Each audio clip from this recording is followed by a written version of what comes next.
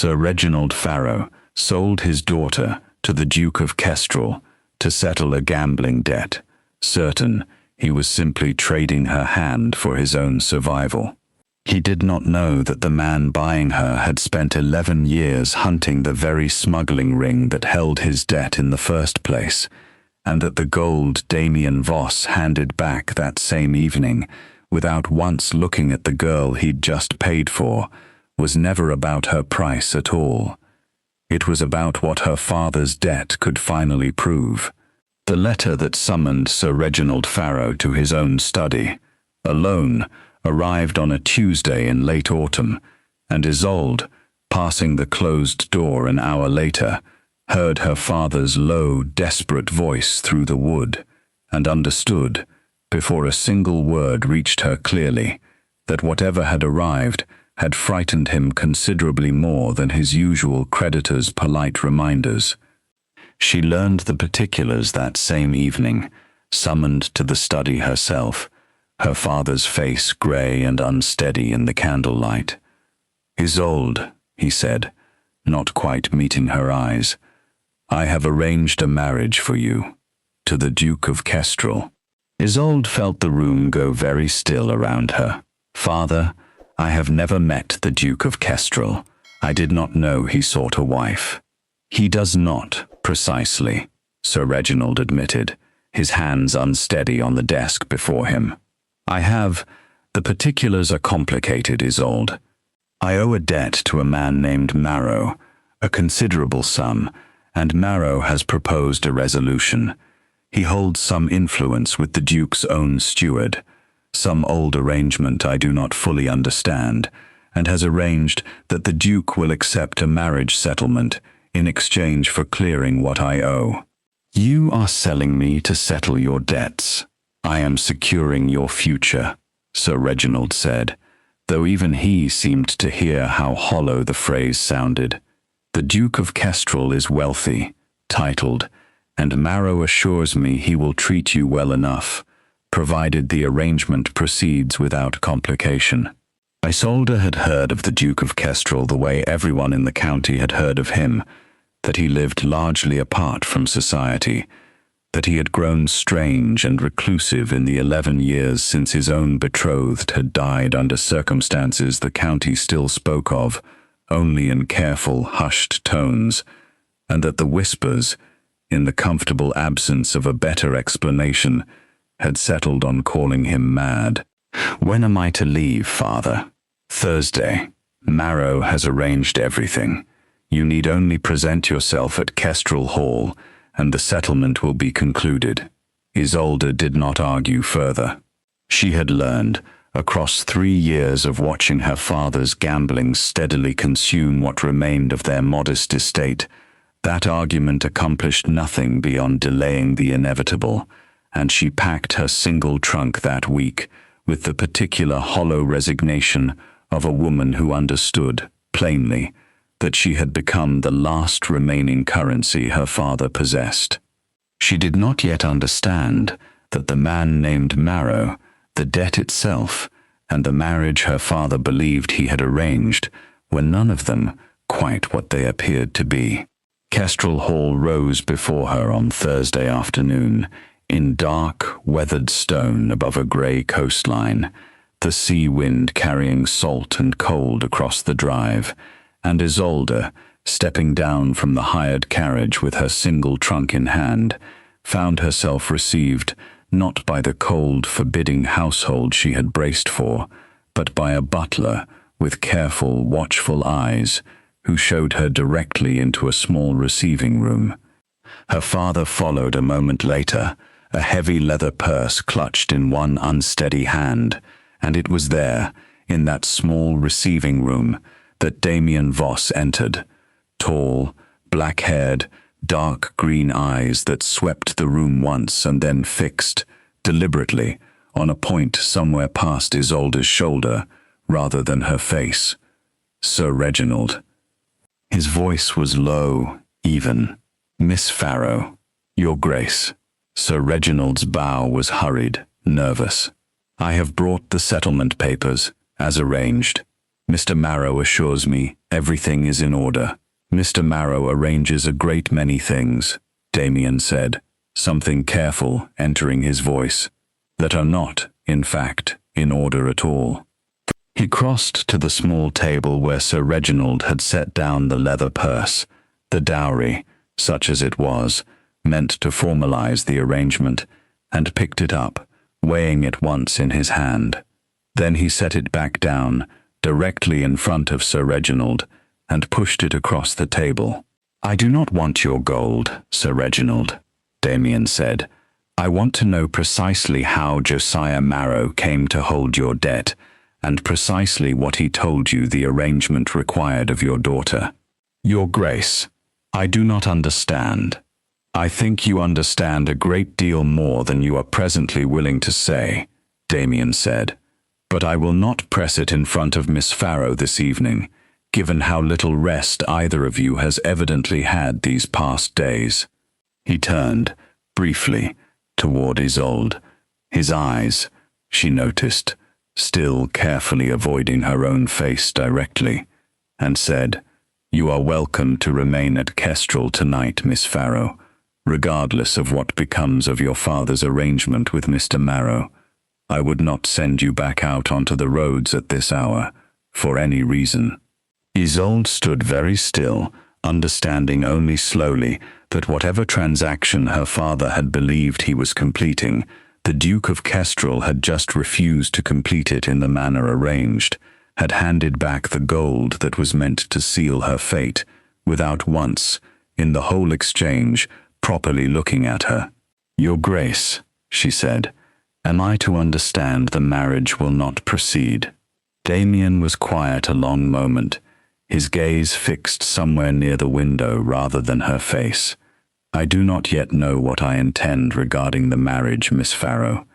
I know only that I do not intend to complete a transaction arranged by a man I have spent 11 years investigating, without first understanding precisely what that man believes he has purchased by arranging it. If you've ever discovered that a transaction meant to sell you was actually about something else entirely, comment, he returned the gold below, because what Isolde learns over the following days about Damien's own history is the reason this whole arrangement was never truly about her at all. Sir Reginald returned home that same night, considerably shaken and considerably more frightened of Marrow's reaction than relieved by the Duke's refusal, leaving Isolde at Kestrel with no clear understanding of her own circumstances beyond Damien's quiet insistence that she remain until matters were properly settled. She learned the fuller shape of it gradually, from Mrs. Aldous, the housekeeper, who spoke of it carefully, in fragments, over the following days, from Damien himself, who found her in the small library on her third evening, and settled into the chair across from her, with the particular stillness she had already learned meant he was preparing to say something that cost him. "I was betrothed once," he said, without preamble. 11 years ago. Her name was Charlotte. Her own father owed a debt to a smuggling operation working the coastline near here, and when Charlotte discovered, quite by accident, the particulars of a shipment moving through her father's own boathouse, she was murdered to ensure her silence. His jaw tightened, the old grief surfacing despite years of careful practice at containing it. "I arrived at her family's house minutes too late to stop it. I have spent every year since hunting the men responsible, and I have always believed, without ever being able to properly prove it, that the operation never truly died. It simply went quiet, and changed its methods, and found new debtors to hold." "Josiah Marrow," Isolde said slowly. "I have suspected Marrow for 3 years," Damien said, without ever finding the proof to move against him directly. "A respectable merchant, publicly, with no obvious connection to anything untoward. But your father's debt, and the specific arrangement Marrow proposed regarding your marriage to me, suggests he believed marrying you into my household would give him leverage or access he has wanted for years and never previously possessed. Isolde felt something cold settle through her. He meant to use me, not merely to settle my father's debt, but to gain some foothold in your own household. I believe so, Damien said, which means, Miss Farrow, that you are not merely the unfortunate collateral of your father's gambling. You are, whether you intended it or not, considerably more valuable to Marrow's own plans than either of us properly understood when you arrived. Isolde sat with that a long moment, the fire settling in the grate, and understood, looking at this careful, grieving man the county had decided to call mad, that whatever madness they had assigned him bore no resemblance to the man actually sitting across from her. I do not think you are mad, Your Grace, she said quietly. I think you are a man who has spent 11 years refusing to let a murder go unanswered, however long the answer takes. It was 2 days later that Sir Reginald arrived at Kestrel again, his composure considerably more frayed, his hands shaking with something beyond his usual unsteady nerves. Marrow has doubled the debt, he said, finding Damien and Isolde together in the small library. He says the arrangement was for a completed marriage, not merely a delivered daughter, and that my failure to properly secure the match means the original sum no longer settles the matter. He has given me a fortnight, Your Grace, or he means to have me arrested for the original debt, and I do not have the means to pay either sum. Damien's expression went carefully, dangerously still. Marrow has no legal standing to arrest you himself, Sir Reginald. He means to use the courts as a threat, the same way he has used your daughter as leverage, dressing a criminal enterprise in respectable legal language to frighten you into compliance. What am I to do? You are to do nothing, Damien said, beyond telling me precisely what you know of Marrow's operations, and trusting that I have spent 11 years preparing for exactly this sort of confrontation. Damien's opportunity to confront Marrow directly, before witnesses whose standing would matter, arrived with a dinner hosted by the county magistrate, an occasion Damien attended deliberately, having learned through his own careful inquiries that Marrow himself would be present, cultivating the magistrate's goodwill as he had cultivated the goodwill of half the county's respectable families for years. Marrow found them within the half hour, his genial public manner fully deployed, his eyes moving over Isolde with an assessing coldness she felt rather than saw. Your Grace, Marrow said, and Miss Farrow. I confess I had heard the marriage arrangement met with some complication. I do hope Sir Reginald's debt has not become an unpleasant burden on your own household, given how generously I had hoped to resolve the matter for everyone concerned. I do not believe your arrangement was ever intended to resolve anything generously, Mr. Marrow, Damien said, his voice carrying clearly enough to reach the small circle of guests already gathering with the particular curiosity that followed any exchange involving the reclusive Duke of Kestrel. I believe you engineered Sir Reginald's debt specifically to arrange a marriage that would give you access to my own household, in a manner considerably less legitimate than the respectable timber and shipping interests you present to this county. A ripple of uneasy murmurs moved through the nearby guests, and Marrow's genial expression flickered, just slightly. That is a serious accusation, Your Grace, to make at a magistrate's own table. It is considerably easier to make than to prove, which is precisely why you have operated so freely for so many years, Damien said. I would ask the magistrate himself whether he has ever properly examined the shipping manifests of Marrow's vessels against the county's own customs records, given how consistently the two have failed to properly align over the past decade. The magistrate, drawn into the exchange with evident discomfort, admitted he had not, and Marrow, finding his own careful public reputation suddenly under scrutiny before witnesses who mattered, excused himself shortly after, his exit considerably less smooth than his arrival. It felt, riding back to Kestrel that evening, like a genuine confrontation properly landed. Damien's hand found Isolde's in the quiet dark of the carriage, and she allowed herself, for the first time since arriving at his gates, to believe the worst of Marrow's leverage might finally be behind them. She was wrong to believe the matter settled. Marrow's public exposure at the magistrate's dinner did not end his involvement. It accelerated it, and it was within days, the household caught in the particular anxious calm of a threat believed contained, that word arrived of Sir Reginald's arrest. Not for the original debt, but for a considerably more serious charge. Receiving stolen goods, the constable's warrant claimed, evidence of which had been discovered, conveniently, in Sir Reginald's own modest stables, planted there, Damien understood immediately, by Marrow's own men in the days since the magistrate's dinner, as retaliation, dressed in the language of legitimate law. "He means to have my father hanged," Isolde said, her voice shaking as she read the warrant Damien had obtained through his own careful inquiries, or transported, at the very least, for a crime he did not commit.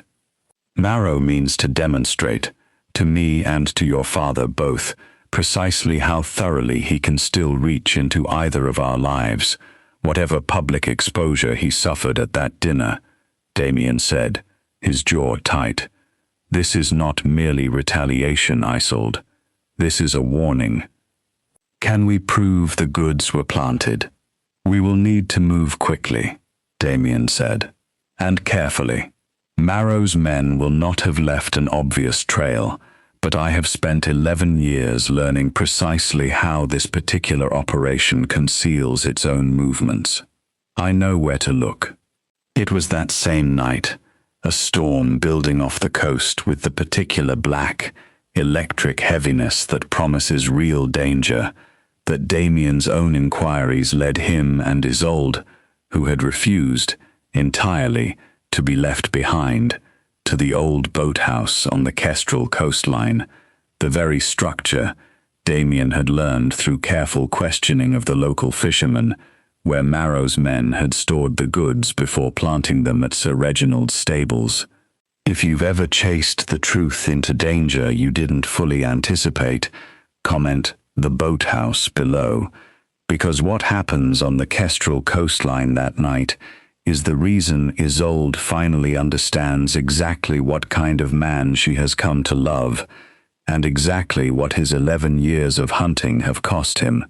The storm broke in full force, just as they reached the old boathouse, wind screaming off the black water, rain driving nearly sideways against the weathered timber, and Damien, forcing the door against the gale, found the structure's interior stacked with crates, bearing markings that matched, precisely, the shipping manifests he had spent years trying to properly obtain. "This is it," he said, moving quickly through the crates with a lantern, Isolde close behind him. "This is the proof, Isolde, the actual goods, the actual manifests, everything I need to bring the whole operation down properly, not merely embarrass Marrow at a dinner table." It was the sound of the door, wrenched open again behind them by the storm's force, that gave away their presence, and the figure that filled the doorway a moment later was not the wind at all. "Your Grace," Marrow said, a lantern of his own held high, 2 of his men flanking him in the doorway, rain streaming down all 3 faces. "I confess I did not expect you to find this particular boathouse quite so quickly. I had rather hoped to have it emptied before your own inquiries reached this far." "You have made a considerable mistake, Marrow," Damien said, positioning himself between the men and Isolde, without seeming to move deliberately at all. cornering a duke and a witness in a burning building's worth of evidence, with a storm outside loud enough to cover whatever happens in here. "I have made no mistake at all, Your Grace," Marrow said, and gestured to his men. "I simply intend to ensure this particular evidence never reaches a magistrate's table, and that neither of you are in any position to carry the tale." The confrontation that followed was brutal and fast. Damien moving with the particular controlled violence of a man who had spent 11 years preparing for exactly this moment, disarming the nearer of Marrow's 2 men before the storm's next gust had properly passed, while Isolde, grabbing a heavy coil of rope from the boathouse wall, swung it hard enough to catch the second man across the shoulders and send him staggering into a stack of crates. Marrow himself lunged for Damien with a knife drawn, and it was Isolde, seeing the blade catch the lantern light, who screamed a warning that gave Damien the half-second he needed to twist aside, the blade catching his shoulder rather than his chest, blood immediately soaking through his soaked shirt. Damien, undeterred by the wound, drove Marrow back against the boathouse wall with brutal, controlled force, disarming him entirely and pinning him there, while Isolde, her hands shaking but steady enough to be useful, found rope enough to properly bind all 3 men before the storm outside had begun to ease. "You are bleeding," she said, once the immediate danger had passed, her hands pressed to the wound at his shoulder, her voice raw with fear and relief in equal measure. "It will hold until we reach proper help," Damien said, though his own voice had gone tight with pain. "The evidence, Isolde. We cannot leave it, not with Marrow's men still capable of destroying it, if we simply walk away. Then we will carry what we can, and send men back for the rest," Isolde said, already moving to gather the most critical manifests.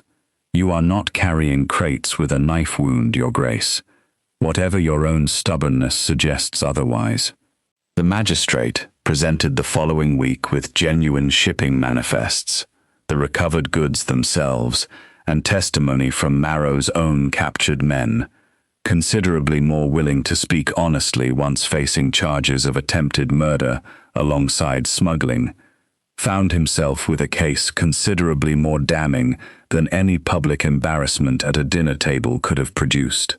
Marrow was arrested formally within days, the full scope of his decade-long operation laid bare, including, the investigation would eventually confirm, his own involvement, however many layers removed by the passage of years and careful delegation, in the murder that had taken Charlotte's life 11 years before.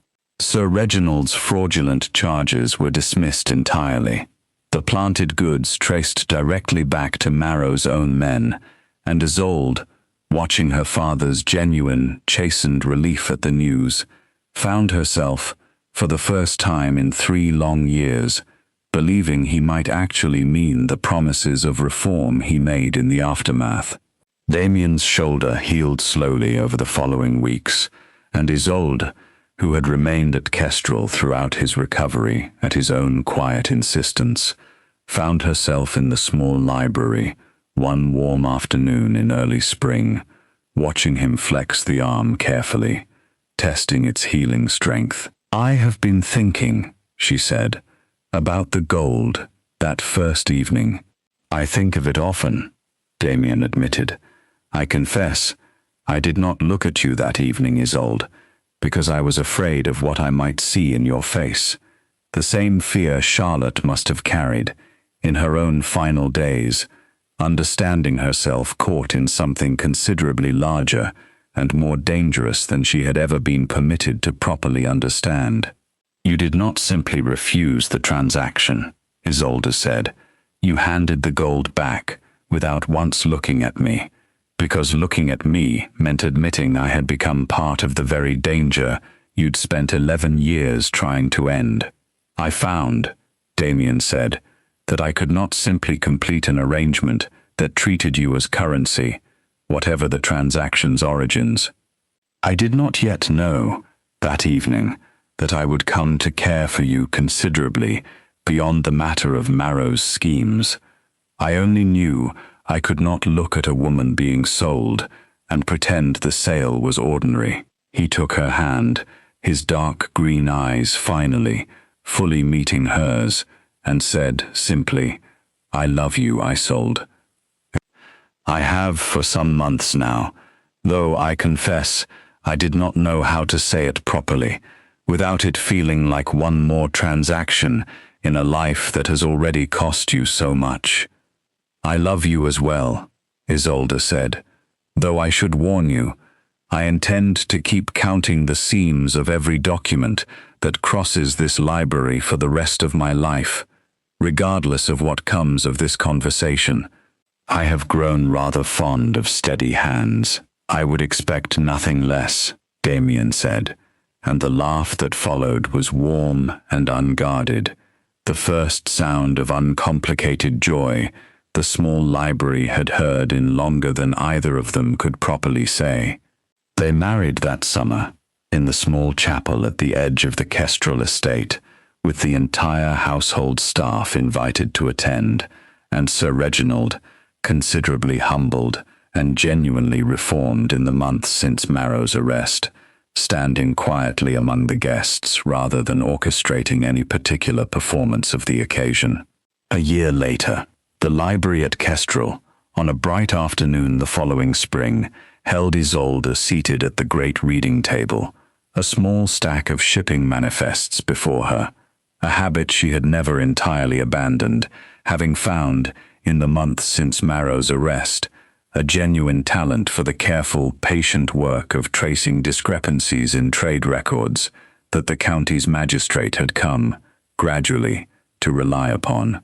Damien entered, a fresh letter in hand, his shoulder fully healed, though he still favored it slightly in cold weather, and settled into the chair across from her. "Another suspicious cargo manifest, I take it," he said, glancing at the papers spread before her. "A shipment out of Bristol," Isolde said, claiming considerably more tonnage of legitimate cotton than the vessel could reasonably carry, given its registered size. She looked up, smiling. "I have written to the customs office already. I would expect nothing less," Damien said, "from the woman who taught me that returned gold means considerably more than a completed transaction ever could." Isolde reached across the table and took his hand, the pearl drop earring at her ear catching the afternoon light, and felt, watching her husband settle into the quiet, steady rhythm of their shared life, the particular deep contentment of a woman who had once been sold and had instead, against every expectation, been chosen freely, properly, and for good. Her father sold her to settle a debt. The mad duke handed the gold back without once looking at her, because the sale was never about her at all, and the truth it hid nearly cost them both their lives. If this one held you the way it held me, comment, "He returned the gold" below. And if you've ever discovered that someone's true intentions were nothing like what you first believed, tell us about it, and tell us where you're watching from. Hit subscribe. The next story is already waiting.